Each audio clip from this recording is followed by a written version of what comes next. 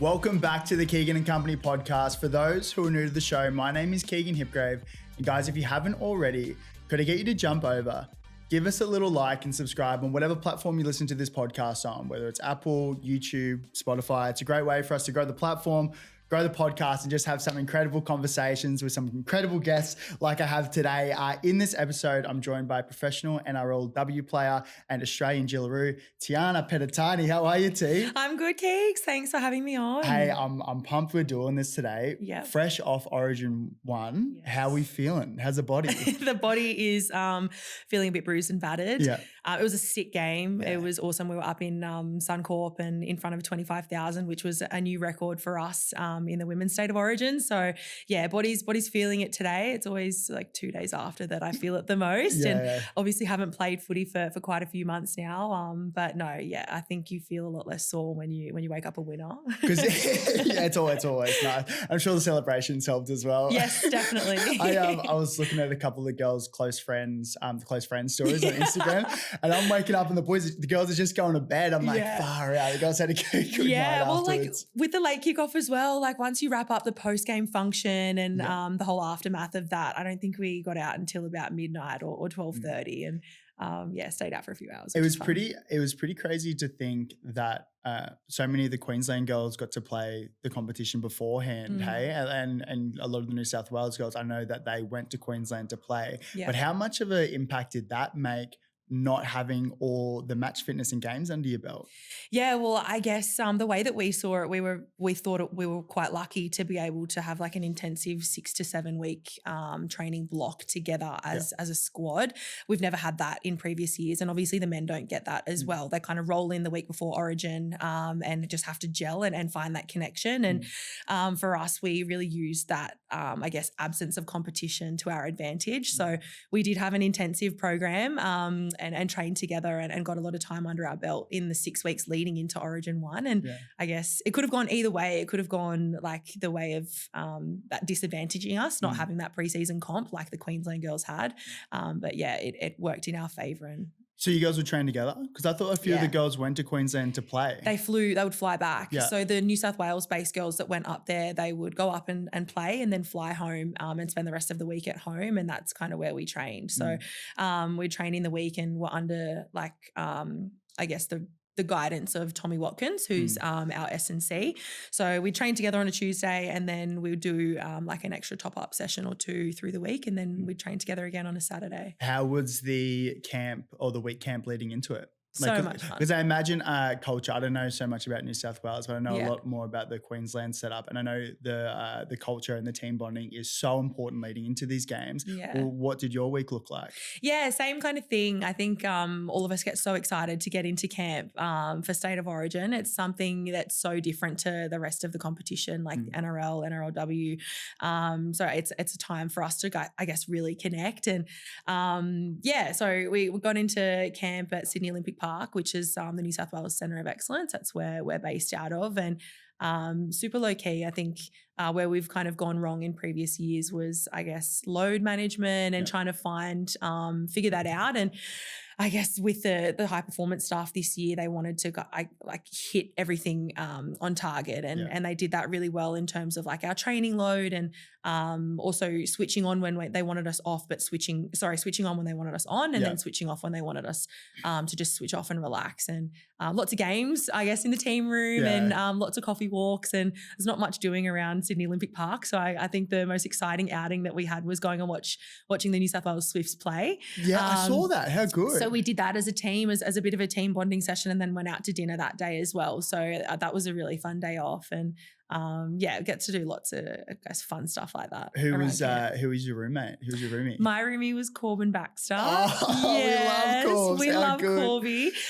She's the best. We're really similar in a sense of our sleep schedules. So that's what does really, that look like? Are you guys really up late? Important. Yeah, we're one of the hibernating rooms, I guess. So like to have maximal sleep. So you bed early. Yeah, bed relatively early. We had to adjust our sleep schedules, obviously with the late late game. So for her, she's got a bubba at home. Yeah. So she's, I guess, used to running on minimal sleep. So it was an opportunity for her to catch up through the week. I always wondered that because I know the boys use it when they get away to get a bit more sleep. I wonder if Corbs uses it. She did. She definitely did, having Bodie Boy now. But yeah, for us, we're, I guess, late risers in camp. Yeah. At home, I'm an early riser, but in camp, trying to adjust that sleep schedule to make sure that I'm used to going to bed a little bit later with the late game. It took a few days to adjust, but Corby and I are real chill as roomies. Because you and Corbs go way back as well? Yeah. Did you play gridiron together? No, that was Kiana. That was Kiana Takarangi. Yeah. I got you because I did a potty with Corbs like ages ago, probably end of last year, and she was talking about that, and I was like, because I know that you've played so many sports, and I was like, I wonder if gridiron was on the list as well. No, it was on the list actually, and it's funny, when I was kind of at that point looking for a new sport to try or to take up, I could have gone to gridiron or rugby union, and I chose rugby union, which is what led me into my Rugby Sevens career, and I went down that pathway. I do want to talk about the Rugby Sevens career. I do want to talk about the injuries, and I want to talk about, because there's so many great aspects of your story. Like it's an incredible story. Wild. But before we get into that, I kind of want to know what it was like growing up in the Penitani household. What was life like? How many sports did you do? What was the standout? What did it look like? Yeah, so I was involved in a lot of sport at an early age, and that was a credit to my mum, I guess. Our parents wanted to give us a life that they didn't really have, and my mum wanted to kind of let us explore so many different sports from a young age. So I'm the eldest of four. I have two sisters and a younger brother underneath me, and so from a really young age, really, really sporty, really active and involved in lots of activities, dancing, gymnastics, swimming, athletics, all to name a few. And I was super energetic as a young kid, and I think good at what I picked up. Really spoiled until my younger sister came along. And it's funny so there's an 11-year age gap between me and my youngest sister. And I remember when my mum told me that she was pregnant with the youngest, I burst into tears in the worst way. I was like, stop having kids. I'm sick of sharing my stuff. But I got over that pretty quickly. But super active in my household, and from I guess the earliest memories that I have were my mum and dad just packing us up on the weekends and going in different directions in different cars, taking the kids to different sports. So my life was always revolved around sport from a super young age. What was your favourite sport growing up? Oh, you got me. Tough to pick, but at the time, I think it was gymnastics. I was a young gymnast, and I absolutely loved gym. And if I could have, I probably would have loved to have pursued gymnastics. But what was it about it? The challenge, I think, the challenge of it, and there's obviously so many different apparatus that you can specialize in with gym, but I loved the exposure to all of the different apparatus and the skill set and the constant opportunity for growth.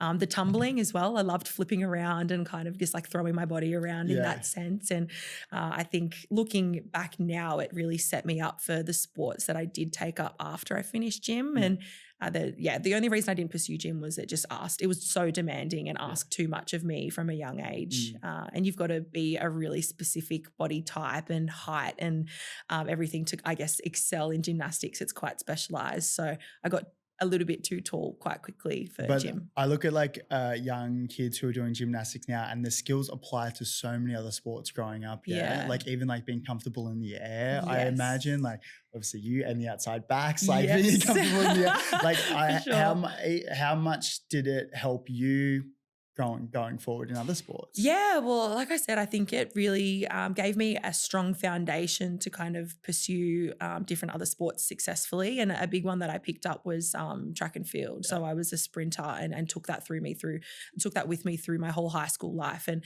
from a young age, I only really took athletics seriously when I turned 10, which is when I got my first sprint coach, which, it's crazy, still so young at that age.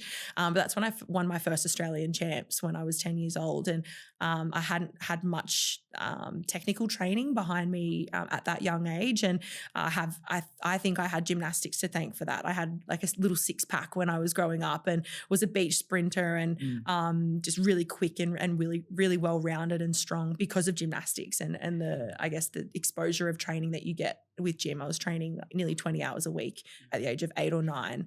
So I got really strong really quick in that sense. Does that burn you out at all as a young kid? Because I've had conversations with many people and they're like, I see people who are loving what they're doing and they're obsessed and they do it all and they'll do 10, 20, 30 hours a week of training. And then some get burnt out and they don't want to pursue sport, but then other people really lean into it and have an incredible career. Yeah. Did you find anything like that? I think it comes down to your love for the sport. And if you find something that you really love doing, they say if you find a job that you love, you don't work a day in your life. Yes. So I think it did at the time burn me out. I loved gymnastics, but it was more my mum that didn't want me pursuing gym and committing so many hours at a young age. She kind of wanted to give me exposure to lots of different other sports, which is what springboarded me into everything else that I kind of tried as a teenager. And at the time I think it did burn me out in that sense, but I didn't stay in gym for too long.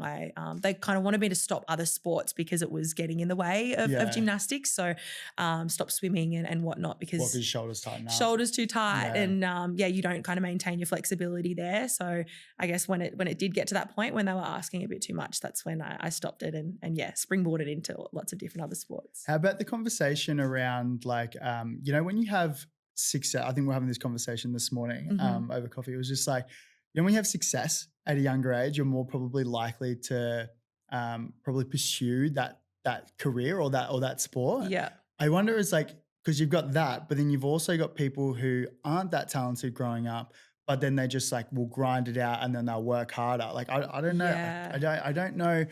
What were you like? Because you're obviously like super talented growing up. Like, can you see both sides of that argument? I absolutely can. And I think when you grow up with that bit of an edge and that talent, I always say like hard work beats talent. Yes. Talent doesn't work hard. And it's such a cliche, but it's something that really resonated with me growing up and being talented and then getting to a point where everyone's talented and you've got to have a point of difference, and that can be your work rate and your work ethic. And I guess I learnt that through injury that I sustained, and when the talent was kind of taken away from me and I really had to put in the hard work and develop that mental resilience and really challenge myself, it's when I learnt all about what that cliche means. Yeah. But no, I definitely do see the two different perspectives, and I really admire the people that aren't born with that out and out talent that do end up making a professional career in their sport because of their work ethic and because of what they've, I guess, all of the hard work that they've put in. I do want to touch on the injuries. Before we do, I'd love to talk about your Rugby Sevens career and how that started and how you got into it, because you became the youngest Aussie or the youngest female to go to the World Cup, right? Yeah. Age 17? I was 17 at the time. That's so wild to think about. Yeah. How did that even come about? Because you're in high school. I was in high school. You're a little kid. Yeah. You know what I mean? Basically. I didn't think I was a little kid back then. I thought I knew everything about the world. And, but yeah, I was 16 I was 16 when I started playing Rugby Sevens. So I'd spent all of my like junior years and high school years wanting to pursue a dream to go to the Olympics on the track. I was a sprint hurdler. So so I started on the track. I was quick. 100, 200 and sprint hurdles were my pet events.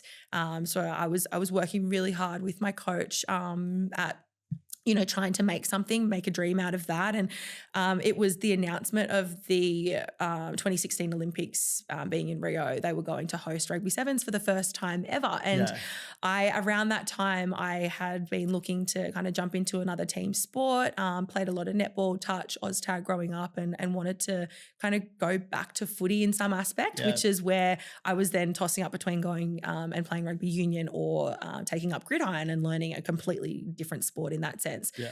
And I had some friends who were playing in the local 15s team who were like, we need numbers for our squad. Like, why don't you just come and join us? So thought I'd pursue that and played a few club games with them in 15s. And around the same time, there was the inaugural schoolgirls comp. And it was like all different states. So like New South Wales, Queensland, Victoria, they all had their own teams respectively and played at the inaugural Australian Schoolgirls Champs, which was really cool, and played for New South Wales there, and then was selected to play for Australia in the Schoolgirls Australian team. And then, over the next 6 months, it's that kind of springboarded me into the Australian Open Women's Rugby Sevens team. And that's where I guess I got to start with sevens. Were those girls full-time at that time? No, they weren't. No. They weren't centralised. So we were semi-professional at the time. And I remember going up there for my first camp up to the Gold Coast, my first ever camp, and I kind of wanted to just take it as a new learning experience. And I was still learning the rules of the game at the time. So all I knew was it was 7 players on the field, same rugby rules, lots more room to run than your typical 15s, or now compared to Rugby League, which is 13 on the field. So much more space to run. And I loved to run and loved to be in open space. Loved playing team sports. So it was a combination of everything that I loved to do in one. And really saw an opportunity to potentially go to an Olympics a lot sooner than what I could have achieved on the track. So decided to jump ship and pursue Rugby Sevens in that sense, and went into my first camp as a real junior. Like I said, still in high school. And it was, the way it transpired for me was that there were a couple of big injuries to some senior players. So one of the outside backs had torn her ACL at this camp, which meant that there was opportunity for them to bring in a new outside back before they went over to China and Hong Kong to compete. That was the training camp that I was in, and that's how it worked out for me. I got the call up. Is it nerve-wracking going into an environment where I'm sure you probably look up to a lot of these girls?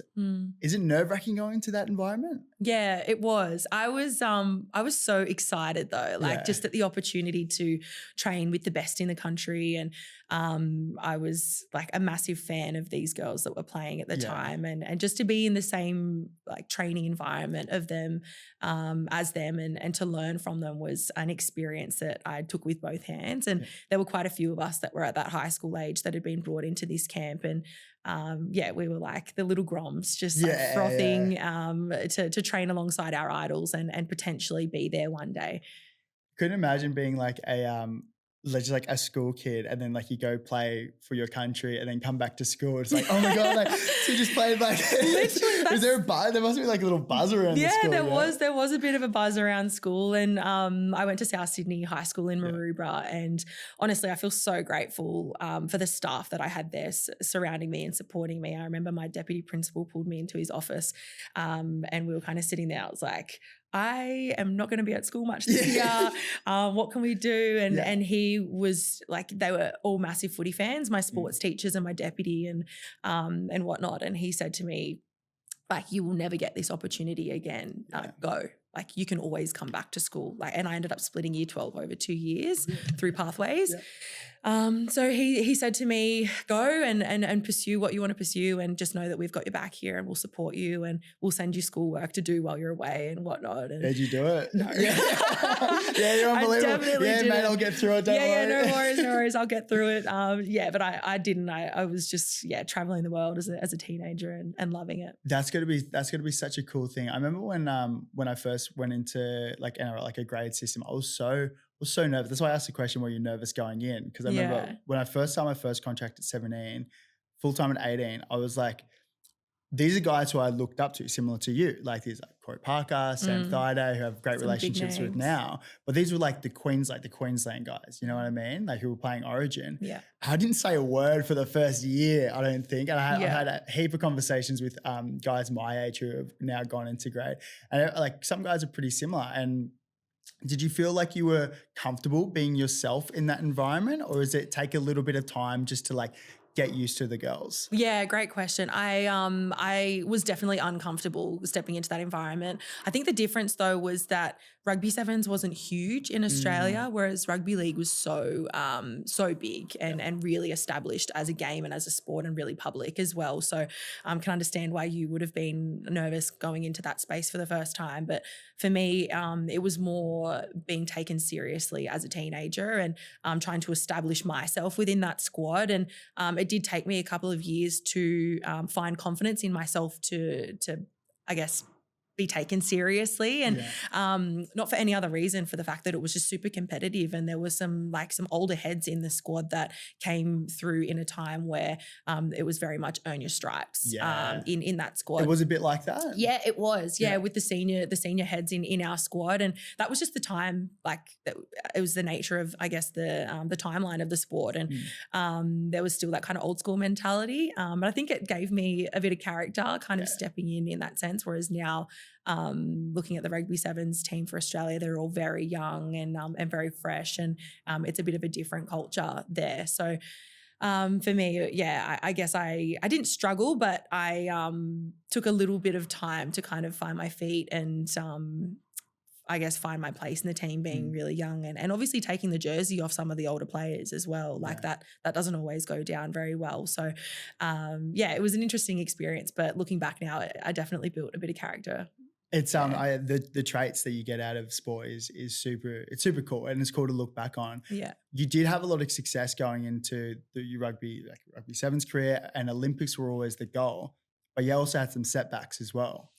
Yeah, some pretty big setbacks too. So went and played in 2013 at the 2013 World Cup in Russia, and being a teenager, body was probably a little bit underdeveloped in that sense. I hadn't had a lot of strength training behind me. I was just, I guess, naturally quite strong, and hadn't done a lot of gym work or anything. It was still growing into my own body, and I tore my ACL at that tournament, completely ruptured it, did a bit of meniscus damage, tore my MCL. So did a decent job of it, and had to have a full ACL reconstruction. And that was the biggest injury that I'd ever had by far. How old were you then? I was 17. Wow. 17 then, yeah. So I think the worst injury I'd had was like a sprained ankle or like a sprained wrist, or nothing too crazy. Do you think that's just because your body wasn't conditioned and ready for that kind of playing against full-time women? Look, I definitely think there's an element of that for sure. Looking back now, my mum had to sign a waiver for me to play overseas and internationally. So I guess there are probably reasons why there are age parameters around that, like throwing a teenager into play against fully grown women who have had so much time under their belt to, I guess, develop strength and develop their bodies. And for me, I don't think I peaked physically until I was in my mid-20s. And that's where I kind of feel now that I've well and truly developed and grown into my own body. But at the time, I definitely think that there's a factor of that as well, where I guess your ligaments are still a little bit laxed and you're still growing and whatnot. So had a huge setback there, and that kind of put me out of the game for just over 12 months. Had some complications along the back end of my rehab. But that was a really, really big experience for me in terms of learning a lot about myself and being in some really dark places in how lonely an ACL return can be as well. Yeah, what does that look like? Really lonely in a sense of you're with a team and you're with the squad, but all of your training is quite separate. And I was really, really lucky to already kind of be in that full-time environment with my rehab coach and with strength and conditioners that were holding my hand the whole way. But it's a really lonely journey, and you learn a lot about yourself in that sense, in terms of how capable you are and how resilient you can be. And I think that's where I got a lot of growth, was in the mental game, was showing myself of how capable and resilient I was when I didn't really have a choice but to move forward. And the goal was always the Olympics? It was, yeah. So 2013, I ruptured my ACL. I came back, played the season in 2014, and then 2015 was the year that we were qualifying for the Olympics. In Rio, Yeah.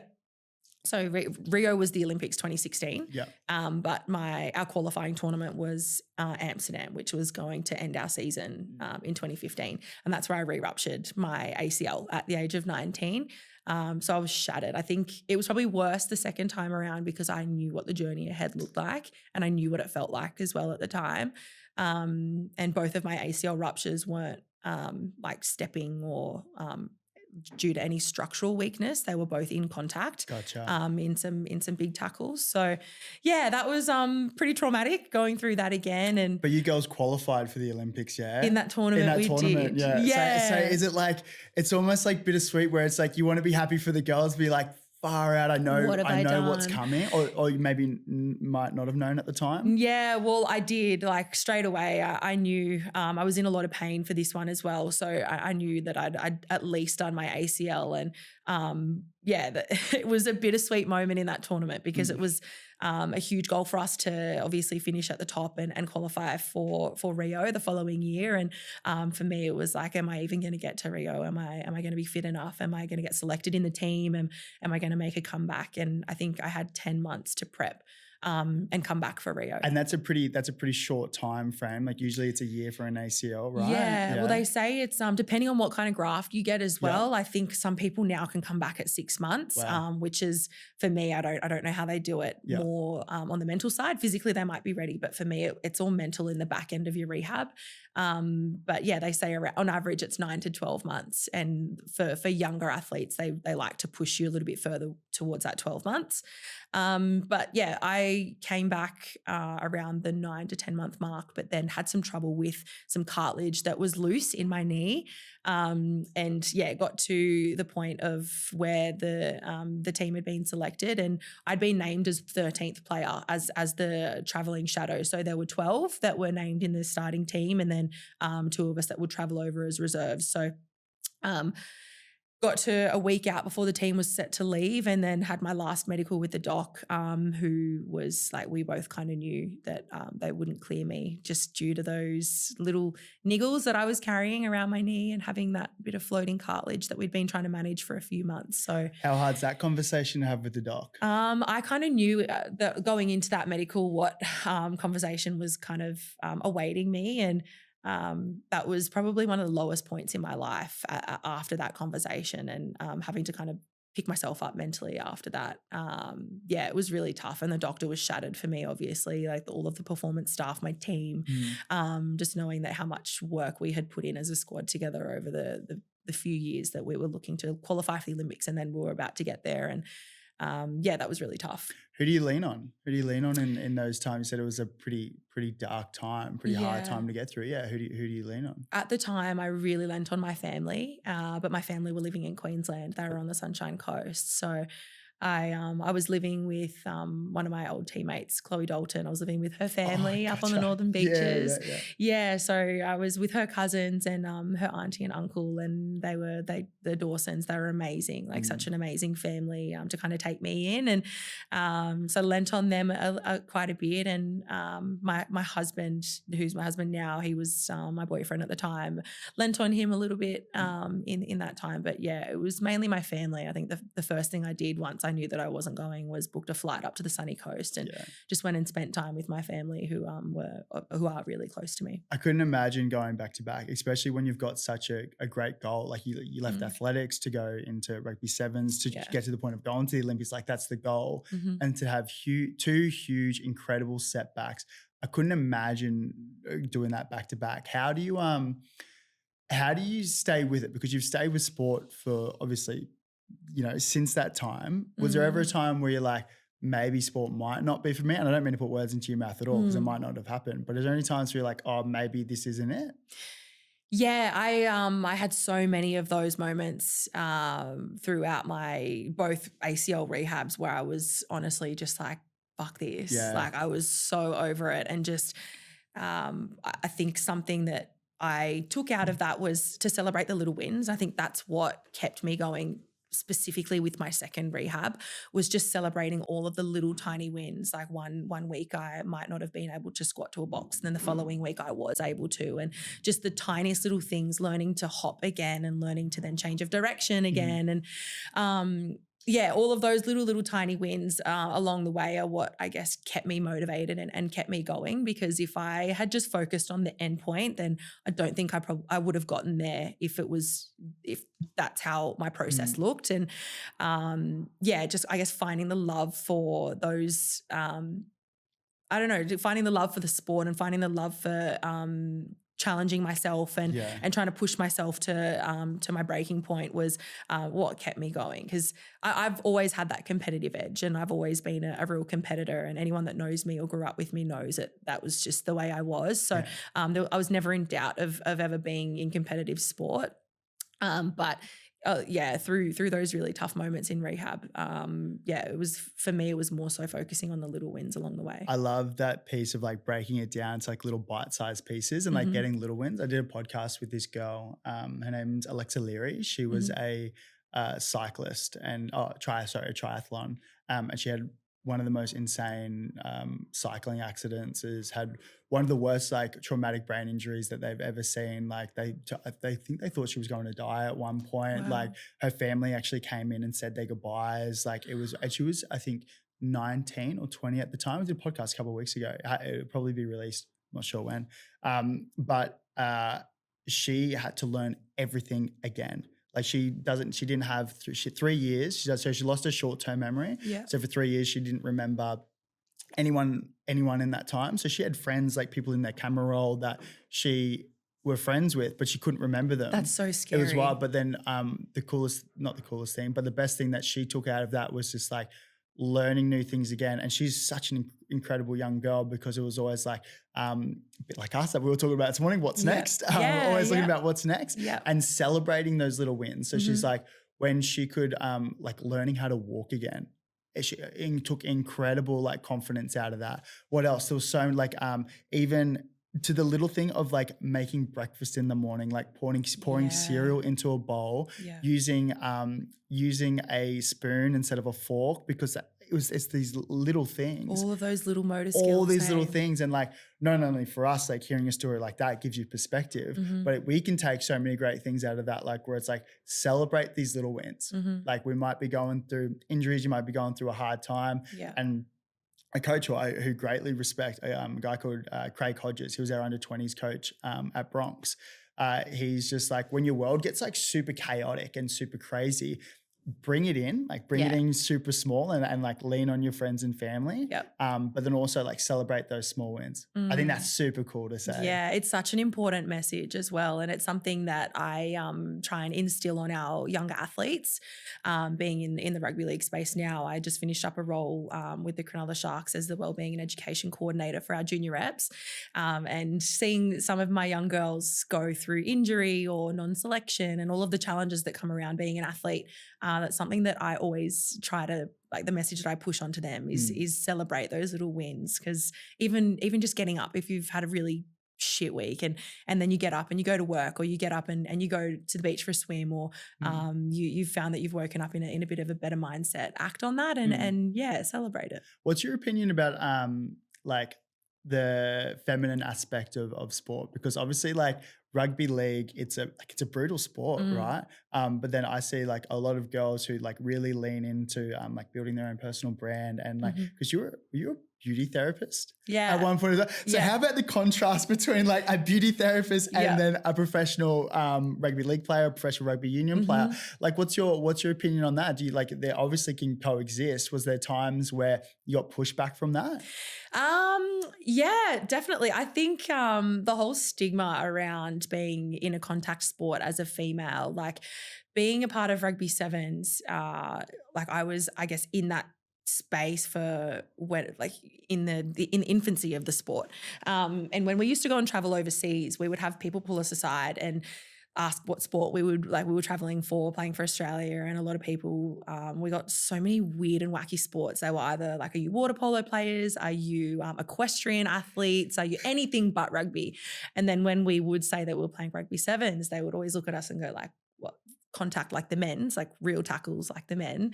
And I think it was a surprise that we weren't like really big, stocky, almost like overweight women. That was the stigma around what like female footballers were supposed to look like, I guess. And so I've always been in sport in a space where we were always breaking down those stigmas. But yeah, being a female athlete in the men's space has been, I guess, really fun to challenge those barriers and those stigmas. Do you enjoy that? Do you enjoy challenging? I think I do. Yeah. I do enjoy challenging that and you know, like having fake eyelashes, or like some of the girls tan before they play. Girls gotta look good before running out there. You gotta look good, feel good, play good. That's what they say, right? The boys go and get a haircut before they play. The girls go get their lashes done. Like it's the same. Yeah. But I think for me, I always had a passion to work in the beauty industry through high school. And I fell victim to, I guess, the stigmas and the stereotypes. I did kind of put myself in a box and say, well, if I play sport and I play a really tough sport, I can't kind of pursue those passions as well. And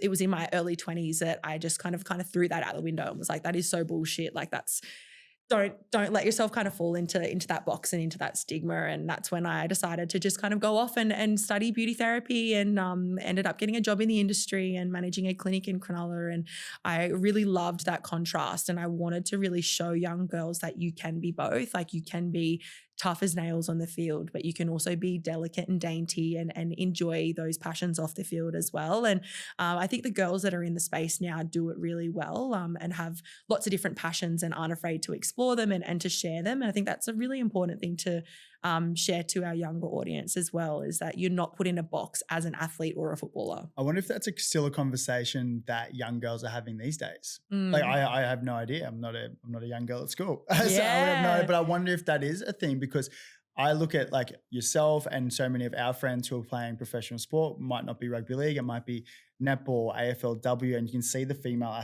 athlete space growing, and it is so cool. Like 25,000 at Suncorp the other day, like for your Origin Game 1. Yeah. Incredible. The market's there. And you've got so many great role models for these young girls to look up to. So I wonder if they see like girls like yourself, where it's just like, well, no, like I can play a tough, aggressive style of sport, but then also like have my eyelashes done and fake tan and look good before I go out. 100%. You know what I mean? I wonder if they're having these conversations. Yeah. And you know what? I hope they are as well. And I think another thing to come out of that conversation too is body image. Yeah. And I know Julia Robinson, one of the Queensland girls, you've had her on your potty, haven't you? We had such a cool conversation. She's amazing. She's one of the greats. She is. And she's someone that's, she's obviously got an incredible physique, as do like some of the girls in the NRLW in particular, but like athletes all across the board. And obviously your body's your tool. And I think having the conversation around body image for girls particularly is massive. And I don't think there's enough of it. And I've even fallen victim to that as well. How so? What do you mean? I think for me, it's funny. I've not really opened up about like body image before, but growing up as a track and field athlete, being half Tongan, I always used to compare myself to the skinny Aussie girls that I used to run against, and never saw it as saw my body type as being what an athlete, like a track athlete, should be, being a little bit musclier and being not as skinny and dainty as the girls that I used to compete against. And it was around that kind of like the adolescent years where you're growing into your body, you go through puberty, that I guess I really struggled mentally and struggled around my own body image. And then moving into like the rugby league space, I never wanted to get too bulky. And I'm like, being like a half Tongan, I can look at a set of weights and put on muscle. So I'm like genetically blessed in that sense. But like the year I got married in 2022, I avoided upper body weights at all costs. So I didn't look too muscly in my wedding photos. And it's funny, just like going through that growth and changing your perspective around that. It's something that I still kind of struggle with like to this day, but changing your perspective around body image, I think is so important for female athletes, and not succumbing to the pressure of what you should look like. And I guess, like I said, putting yourself in a box. But and Julie speaks about it so great. We had such a cool conversation. The biggest learning that I got from it was just like, and I gave my opinion on it, and obviously like I'm not the person to talk about it because I'm not a young female like going through it. But I was like, I look at someone who has an athletic build as someone who works incredibly hard, and I find that, and I was delicate the way I said it, but I was just like, I find that such an attractive trait. You know what I mean? Like someone who's willing to work hard, because that's the benefits that you get is being strong. I don't know. Maybe I absolutely agree 100%. I think someone that like physically looks amazing, it's I guess the physical signs of someone that's dedicated and committed and disciplined. And I absolutely agree. But sometimes that little voice kind of gets in the back of your head, especially as a female. Like can't speak on behalf of the men, but like as a female, there is so much pressure to look a certain way. And yeah, I don't think it's celebrated enough to, I guess, put female athletes on a pedestal of like how incredible the body can be. And it's a really interesting conversation. I think it is a little bit different, and I'm curious how the female space goes, especially the NRLW, because in the male space, it's kind of like, it's almost like a little bit of body dysmorphia, where it's like you go and you get your skin folds checked. Like if you're over a certain weight, you're weighing yourself daily. Like if you put on a couple kilos, then you're in fat club. Like it's like, it's wild to think about, but it is. And I know you have to be, you want to be fit because you want to play your best. But I remember I remember guys would come in like so nervous to weigh themselves or starve themselves before going in because they had to weigh a certain weight. You know what I mean? And then going in and boys are taking the piss out of each other because that's the environment. But you're grabbing like the side, like your little love handles, and I'm like, oh my God, you know what I mean? It's like a walk, like red flags everywhere, right? Like from the outside looking in, of course it's a red flag, but in the thick of it, when you're in the bubble, it's just normal. It is what it is. It's just normal. It's wild. It's wild. And it's funny to think of like how different it can be. I think it's very similar in the women's space, but I think it's a little bit more delicate in terms of like those conversations. Like at Sevens, it was the same. It was pretty cutthroat.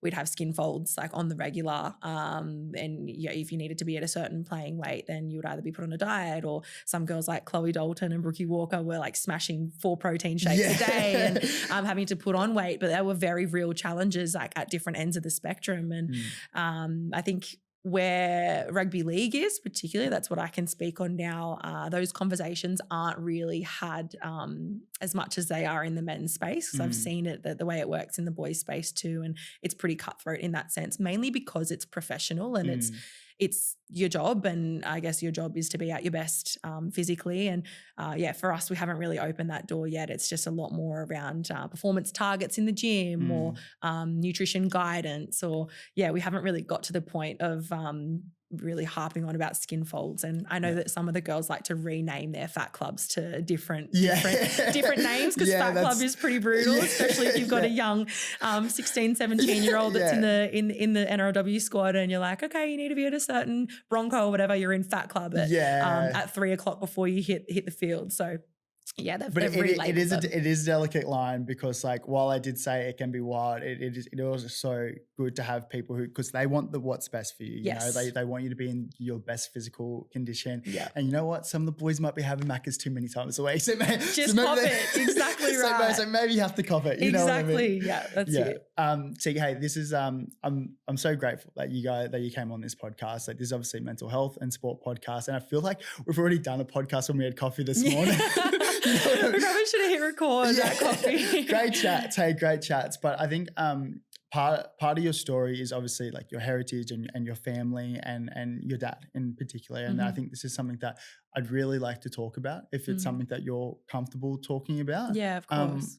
What happened growing up with your old man, and if you are comfortable talking about it? Yeah. So my dad was amazing. He was the most beautiful man, and had 4 kids with my mom, and we would, I guess, like one big happy family. And what was Solomon like? Yeah, he's just had such a big heart, and so many people, I still run into people that I don't know to this day, like whether I'm out or at functions or whatever, and there's always someone in the room that knew my dad, and I don't think I appreciated when I was younger how much of a reach he had within the community. And he was a concreter, so him and my mum ran his concreting business, and was really successful within the eastern suburbs. And that was, he grew up in Tonga and then moved to New Zealand in South Auckland, and then moved to Australia with his uncle, so similar to so many Pacific Islanders, to live a better life and to chase opportunity. And he did that quite well here. So him and my mum had established this beautiful life for themselves here in Sydney and in Maroubra. And I guess our worlds were turned upside down when I was 12 years old in 2008. And he went out one day and I guess never came home. And that was completely shattered our worlds. And I guess the way it all kind of happened with my story was that he went out one night and was in the wrong place at the wrong time and fell into an altercation with some people and was shot dead. So pretty niche in terms of in terms of stories. Not many people can say that one of their parents was murdered, and I guess that's something that's really shaped me and I guess like made me the person that I am today. And I know my family can speak the same about the experience that we had. And it's been 16 years. In April, it was 16 years for us. So I find that I can talk about it a lot easier the older I get. But some days I'll just have an off day and just absolutely feel like I'm back there in 2008 and just have a really emotional, I guess, time about it. But yeah, that's in a nutshell. That's basically what happened. You were 12 years old at the time, and you said it definitely shaped you. How do you think that it shaped you, like at that time? Yeah, I to be honest with you, Keegs, I don't remember a lot from when it happened. That's what I guess trauma and grief can do to you, is it can turn you numb. But for me, looking back as a 28-year-old now, it taught me the value of life. And I know everything that I've kind of been through. Oh, you got me today.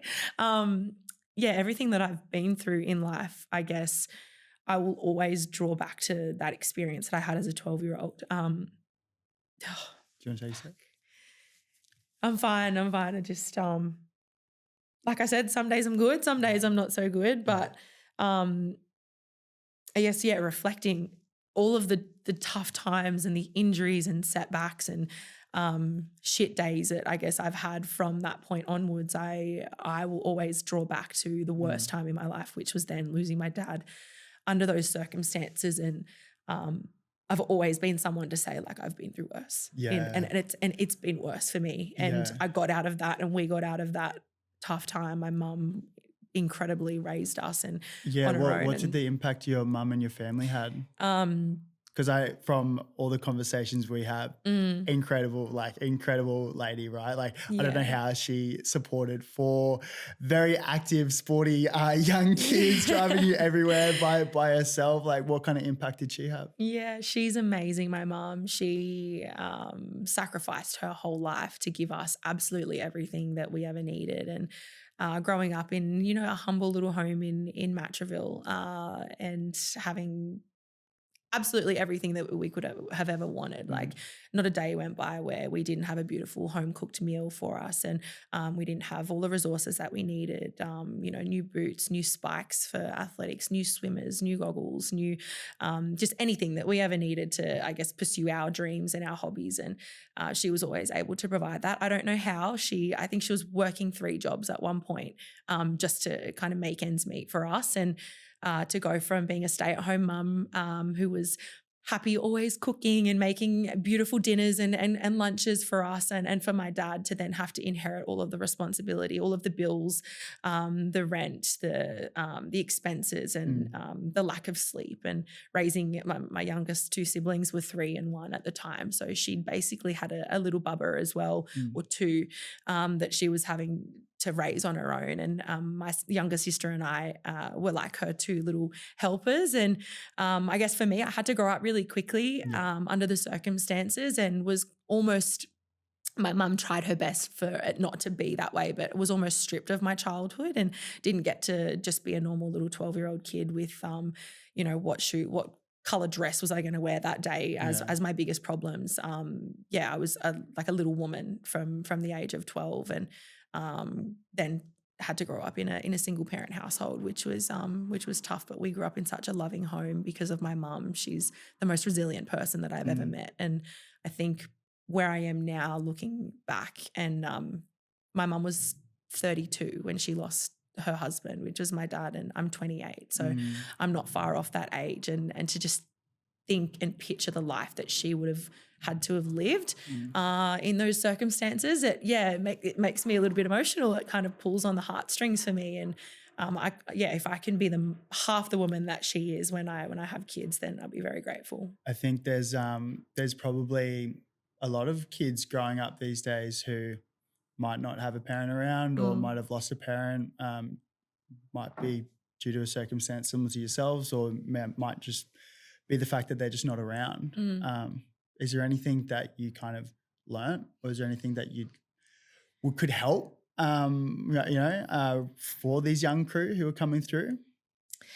Yeah, I guess, like I said, the biggest lesson for me out of it was that life's too short. And I think that is why I have lived a life that I have, and kind of lived fearlessly in that sense, and just thrown myself into any opportunity that kind of comes my way, because I think the biggest regret that I would have had, or that I would have in life, is regret, and is not taking opportunities when they come. And but for those kids, I guess it's finding your people and finding your network, and surrounding yourself. It doesn't have to be 100 people. It can be 2-3 people, but really finding home, and creating that really safe space that you can always fall back on, and always draw inspiration from. And for me, it was my family. It's my 3 siblings and my mum specifically, and it's our little bubble that we create, and we're still like that to this day. We're a really, really, really close, tight-knit family, and all lead very busy lives, but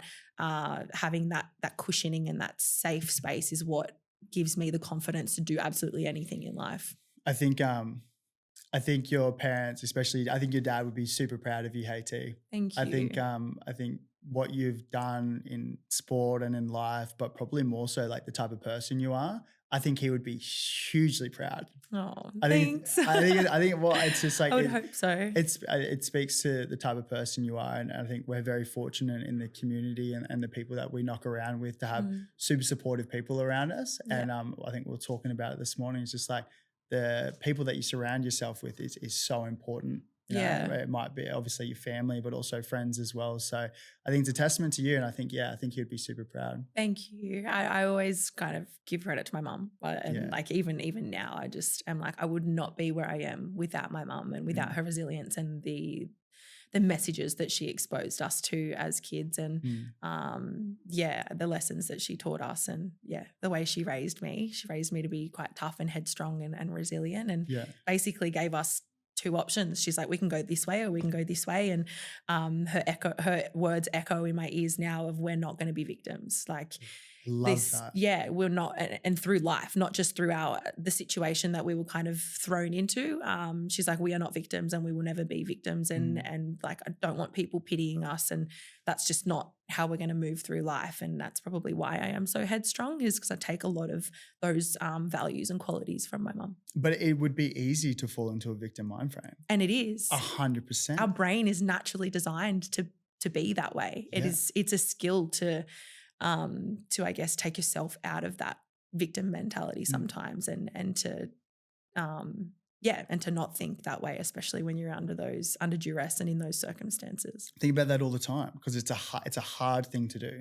Like you said, you got 2 options. Like you can take I don't want to say it's the easy option, because I feel like that's no option's easy. Right? Yeah, no option's easy, but it's just like it's like someone who, you always use the example of like the alcoholic father, right? Yes, like you might have your alcoholic father, one for the 2 younger siblings, one sibling might go down the alcoholic route, and then one sibling might go down like the sober route, right? And I think, and we're having this conversation this morning. It's like, what is it in the processing part of it, of the situation, or our mind frame? What part of it that chooses that? Because it is, I genuinely think it's a choice. Yeah. Maybe it's the people you surround yourself with. I hear like what you talk about with your mum, saying, we're not victims. Like, okay, well, I'm not going to be a victim. Like, I want to work hard. That's why I'm headstrong. That's why I want to be the best person that I am. Yeah. You know what I mean? I think about that all the time. I definitely agree with you. And I do think that influence has a big factor in that. Hey, like I would love to know the answer, like the golden nugget of why that we are that way inclined. But I definitely think under my circumstances, I think influence played a huge factor, because if I had a mum that and she could have very well taken that route to cope, right? It's a great example you use, like with the alcoholic father. Like my mum could have taken that route and been like, you know what, life's hard. You kids can raise yourself. Like this is all too much for me, and had her own mental health struggles. And And don't get me wrong, she did, but we were her strength and we were the reason she got up every morning. And she says that very proudly now. She was like, you kids kept me alive, essentially, and which is so powerful. I know I just got goosebumps as well. But yeah, I really do think influence plays a factor, because if I had a mum that gave up on me, then I have no idea where I would be. I genuinely don't know whether I would have led the same life that I live now. And I am always the first to say, like, yeah, I've done some pretty cool things in my life, but thanks, mum. Like it's always thanks, mum, for me, because wouldn't be where I am today if it wasn't for her. And you've got a part of your mum and your father tattooed on you. I do. Can you tell me a little bit about your tattoo? Yeah, so my dad is Tongan, so he has Tongan heritage, and he had a beautiful tattoo that he had outlined like maybe 6 months prior to the time that he passed. And he was actually, we never got to see the finished product of his tattoo, because he'd gone out that day and had the rest of his tattoo shaded and coloured and finished, and it was on his arm, on his right arm. And he never came home, so we never got to actually see the finished product of that. And my mum reached out to his friend who was the tattooist at the time, and she said, look, whatever piece that you did for Solomon, I want you to create something for me, and I want it to be just a little bit more feminine, a bit smaller, and a thigh band, so she could hide it, like, and it was just a little piece for her. But if she was in shorts, you could see it, and it was kind of like this beautiful piece of artwork. And so he did that. And Carl Cocker, he's the artist, and he's incredible. He freehand tattoos all of his work. So nothing's done with stencil. It's all freehand. And so he created this beautiful piece for my mum, and then she got all of our names like in the band around her thigh. And I said from a young age, as soon as I'm old enough, I want to get something similar or the same as mum and dad. So had my own piece created in, can't remember when it was, but I think I was about 20 years old. Yeah, and had my own piece, and that's my How do you go picking what to put on it? I really just trusted the process. Hey, I just trusted him and trusted he knew what he was doing. And I obviously showed him the photo of my mum's one and photos that we had of my dad's before it was finished. And he was like good friends with my dad, so he remembered the work. But there are certain themes and symbols that make Tongan art like what it is. So he, I guess, incorporated all of that and just made it my own. And there's some really nice little symbols in there. So there's turtle trails that represent like the journey that you're on in life. And then there's the waves of the ocean, obviously Tonga being an island surrounded by water, and that's part of me and part of who I am. And so there's the waves of the ocean in there that I symbolize that, and as well as like the ebbs and flows of life. And I think that's the way I see myself in life. I'm someone that's really drawn to the water, whether it's the ocean or whatever. So there's that in there, and there's also like some Tongan flowers in there that symbolize my mum and my siblings and myself. I think it's really cool. I listened to the podcast you did with a friend, Chloe Dalton. Yes. I think it was like a couple of years ago. Yeah. And it's so cool the way you describe it and how you have like both parts of like your mum and your dad and your heritage. Like it's special. It must be super special to have that on. Yeah, it really is. It was my first tattoo as well. So it was a pretty decent sized piece to have around my thigh. But you know, like my sister under me, Tash, she's got one as well. And then my brother last year just got his, was it this year or last year? Very recently got his forearm done. So it's something that we all have as connection to each other, and it's really unique. And I guess people that don't know the story behind it are just like, oh, that's a sick tat, like a sick piece of art, but it means so much more than that. I think that's what got me through as well. Yeah. Like the pain of it was just like it meant so much more than the pain at the time. Oh yeah, it's obviously pretty sore. It was pretty painful. Yeah. It was pretty sore, especially colouring in behind, like the back of my thigh where my hamstring is. That was so sore. I had like not really experienced any kind of pain like that before. Wow. Like I was only young. I'd never really had a tat. So yeah, it hurt. I look at like the traditional Polynesian tattoos and how they do it, not with the gun, but with the whalebone. Yeah, is that what it's called? Yeah, I didn't get it that. Yeah, like, no. I got it with the gun. But that looks so wild. Yeah, that's the traditional method. And the Samoans are really big with it when they get their peta. But the traditional method is like there's a whole ceremony around it, and it takes a lot longer than what it would with a gun, but it's that connection to your ancestors and connection to culture that like that's why they still do it the traditional way, and it's beautiful. Yeah. You talked about how the ocean and the water played like such a huge part in what you do. I was going to say, like, what do you do? Not as like as a way to like get away from sport, or is there like a certain thing that you really love to like decompress and help with your mental state? I don't want to say it's the ocean, but like it could be. I don't know. Like, no, for sure. I grew up around the water, like being in Maroubra. So the ocean's always been a big part of my life. I was a little nipper as well down at South Maroubra. So I feel at peace when I'm around the water. Yeah.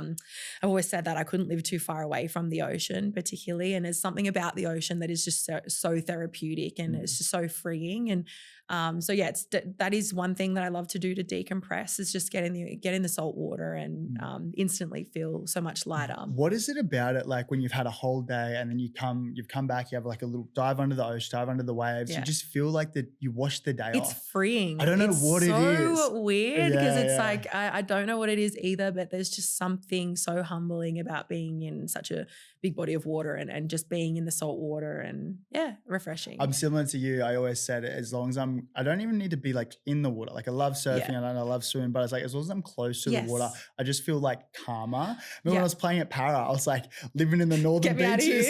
No, I was living in the northern beaches and doing the drive every day because I'd much rather like do my day of training, and then it doesn't matter if it was like we get back like late at night, I'll just drive in the water. I'm absolutely the same. I was the same. I lived on the northern beaches, close to the water, lived in Maroubra, close to the water, lived in Cronulla now. I'm in Engadine, which is about 20 minutes back from the water, but same kind of thing. I think something else that I use to decompress are saunas and ice baths. I definitely jumped on that trend, that bandwagon, but for the better. Like it's absolutely incredible the way it makes me feel in terms of recovery and just more for my mindset and my mental space. I find it is so cleansing, like doing the hot and cold therapy. Also getting away on little trips. That's a big thing for me to switch off and kind of decompress too. It's easy to get caught up in like the everyday like hustle and grind. Hey, and so your partner is like super great for not perspective, but almost being like, no, we're like, life's so short. Let's do what we got to do. Yeah. You know what I mean? He's so much like that. Like I'm very steady and 2 feet on the ground, whereas he's like very go. And he's got such a good perspective on life in terms of like, I think naturally he has that life's too short kind of mentality. And he's someone that is always looking for new experiences and always looking to like take us to do new things and travel. Travel's a really big thing that we have in common, and that we find that's where we're probably at our happiest, is when we're somewhere we haven't been yet before, and having new experiences and the simple life, but constantly on the move and constantly looking to do something new. I think it's a balance, hey? Yeah. I think it has to be. T, you've had such an incredible career. What does life look like after sport? Is that something you think about at all? You're obviously doing a lot in the media and commentary space. Like, do you have any thoughts? Yes, I think about this every day, I think. I have a lot of thoughts about it. I'm so glad you asked. But I would love to have a family. Like I want to have kids. I obviously grew up with 3 siblings, and I want to be able to have that same experience of my own and have kids one day. And I think that's something that's such a challenge for us female athletes, is that we have to put our lives on pause to carry children. So it's definitely the dream one day is to have a family of my own. And career-wise, like you said, I'm pursuing the media at the moment, and I'm loving the work that I do there with the ABC and with Fox Sports. And I could definitely see myself doing that long term and really enjoy, especially with how quickly the women's game is growing. Hopefully the broadcast is going to grow in the same rate, and there hopefully will be lots of opportunity there for me to pursue. And in terms of my, I guess, passion projects and hobbies, I don't know. I'm constantly putting myself out there to learn new things. And I'm a big believer of constantly moving forward and trying to grow and trying to learn new things and better yourself as a person. I think one of my biggest fears is staying in the same place in terms of in personal growth. And so I'm constantly trying to put myself out there and learn new things and take up new courses. I recently finished my mat work and reformer Pilates course. You're always doing stuff, hey? Yes, I am. Yeah. Just for fun, just so I could kind of learn more about the body and learn more about, how to move the body well. Is that why you did it? Just to get an understanding of the body? Yeah, definitely. Well, I love reformer Pilates as a form of exercise. So yeah, I wanted to learn a little bit more about it, and now I can teach it if I want to. And so I'll probably pick up that as well, and kind of see where the wind takes me. I'm so excited to see what life looks like after footy, because obviously like super determined, super hardworking, and I feel like people and curious. That's what we were talking about this morning. I think like people who are curious, like they'll always do well, and they'll always, I guess, like find things that they want to do. That's a big thing that I've found working with a lot of past players, like the guys and girls who are curious. They tend to find what they want to do, and they get in that they get in the flow of life, and they get in a good flow. And I think that's super important. We obviously touched on a lot today. Now I'm thinking about it. Is there anything that you'd like to touch on before we finish up? Is there anything that you think we missed? No, not really. I mean, it's entirely guided by you. Like whatever you, I guess, want to. Yeah. No, that's what I meant. I'm very. I've loved this conversation. Yeah. Like, I knew it was going to be good, and then I'm super grateful for like even like the coffee this morning. Like I feel like we've had two separate great chats. Yeah, it's been so good, and I get so much energy from these conversations, and I've got a huge amount of respect for just everything that you've gone through, and just your mindset and how you look at life. And I think it's super infectious. So thank you so much for coming on today. I'm super grateful. It's been a pleasure. Thanks so much, Keegs. I love you've created such a safe space for these conversations. So really appreciate being a part of it. Appreciate you. Thank you.